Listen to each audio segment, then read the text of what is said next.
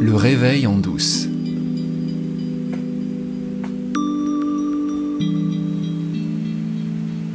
Connais-toi toi-même. Cette maxime célébrissime, qui est l'une de celles qui sont gravées sur le fronton du temple de Delphes et que Platon prête à Socrate. C'est de ça qu'on va parler aujourd'hui. Connais-toi toi-même. Cette phrase, elle a été reprise par une quantité de maîtres spirituels. Et cet impératif, il semble bien que ce soit la clé pour atteindre l'éveil, l'enlightenment, l'illumination, comme on dit en anglais. Connais-toi toi-même, ça veut dire aime-toi toi-même. Parce qu'à partir du moment où tu te connais, tu ne vas pas pouvoir t'empêcher de t'aimer. Donc si tu t'engages sur ce chemin de la connaissance de toi, et si tu finis par trouver une réponse à la question que je posais l'année dernière quand j'ai commencé ce podcast, qui suis-je? Si tu trouves une réponse, si tu trouves la réponse, et pour moi la réponse c'est « je suis l'expression de la conscience infinie, universelle et illimitée » qui se localise dans ce corps-esprit, à travers ce corps-esprit, je suis comme le filtre de cette conscience, un des innombrables filtres de cette conscience qui vient se manifester à elle-même à travers moi, toi et le monde. À partir du moment où tu reconnais que c'est ça que tu es, à partir du moment où tu le vois, c'est bien difficile de ne pas s'aimer. Forcément, la découverte que c'est ça, ta vraie nature, ça va t'aider énormément dans l'amour de toi. C'est pas possible de ne pas aimer ça. Mais pour autant, on vit dans le monde des formes et cette incarnation, ce corps-esprit qui est là, même s'il sait qui il est, il peut soit retomber dans l'ignorance de temps en temps, soit il peut être traversé par des sensations qui lui ferment l'accès à cette dimension de l'amour de soi. Et ce que j'ai découvert récemment, à travers une expérience que je vais vous raconter en plusieurs épisodes dans ce podcast, c'est que l'amour de soi ne supporte pas de nuances ni de compromis.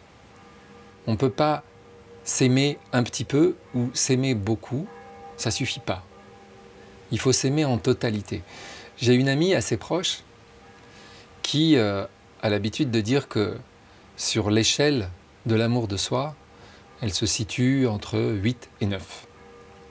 Et c'est vrai que quand on la fréquente, on est frappé par sa vitalité, par son énergie et par quelque chose qui ressemble vraiment à de l'amour d'elle-même.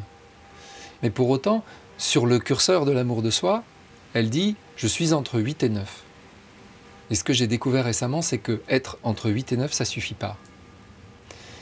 Il y a quelque chose entre 9 et 10 qui va toujours venir t'empoisonner la vie si c'est là que tu te situes sur l'échelle.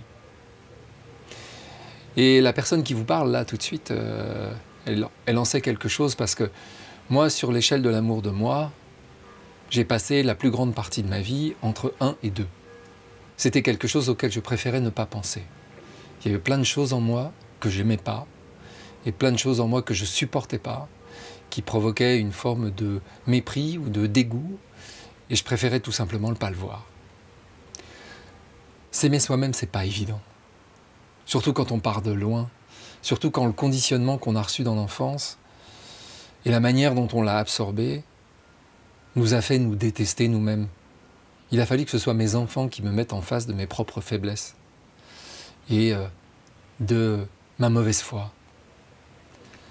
Parce que pour me défendre de cette sorte de haine de moi-même que j'avais, souvent j'ironisais autour.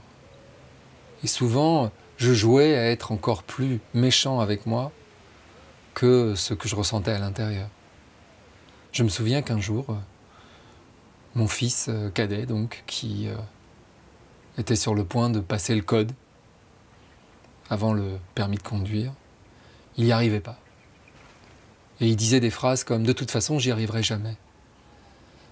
Et pourquoi est-ce qu'il n'y arriverait jamais? Parce qu'il était bête, parce que son cerveau ne lui permettait pas de réussir le code. Et je le prenais à la légère, je lui disais « écoute, non, mais c'est pas possible, enfin, n'importe qui est capable de passer le code. Tu vas y arriver ». Et là, il m'a renvoyé quelque chose. Il m'a dit « mais toi, t'arrêtes pas de dire ça, que tu y arriveras pas, que t'es trop nul, que t'es mauvais. » Et c'était vrai. C'était quelque chose dans lequel je pataugeais parfois avec complaisance, y compris devant mes enfants. Une façon de me dénigrer, de dire du mal de moi, ou de m'énerver sur moi-même, ou de pousser des hauts cris parce que j'étais maladroit, de pester contre telle ou telle chose que j'ai oubliée, que j'arrive pas à retrouver, de ne pas être capable de faire un film qui obtienne un prix dans un festival parce que j'étais trop mauvais. C'était une façon de me défendre contre cette très très faible estime de moi que j'avais. Et on ne peut pas avancer dans la vie avec ça. C'est pas possible. Il faut à un moment parvenir à voir qu'on n'est pas ça, cette chose détestable. Parce que cette chose détestable qu'on aime insulter dans l'intimité parfois, c'est aussi ce que les autres peuvent voir. Et c'est pas très chouette, le spectacle de quelqu'un qui s'aime pas. Même s'il est bourré de bonnes intentions, même s'il a de l'amour pour les autres, même s'il a de l'estime, même s'il est capable de projeter de l'admiration pour d'autres. Cette admiration pour les autres, si elle vient d'un endroit qui ne s'aime pas lui-même, c'est de la fausse monnaie. Et les gens le sentent.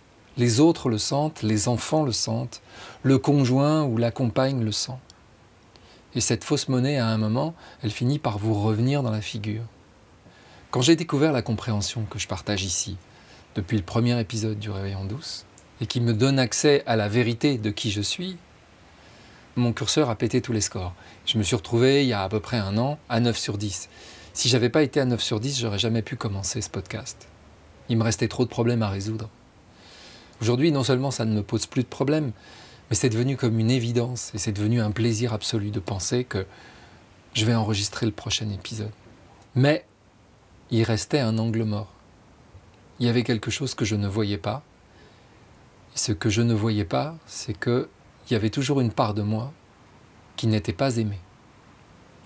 Et cette part de moi qui n'était pas aimée, elle ne cessait pas d'attirer mon attention et de me dire « écoute-moi ». Aime-moi. Sauf qu'évidemment, ça ne se passe pas aussi clairement que ça.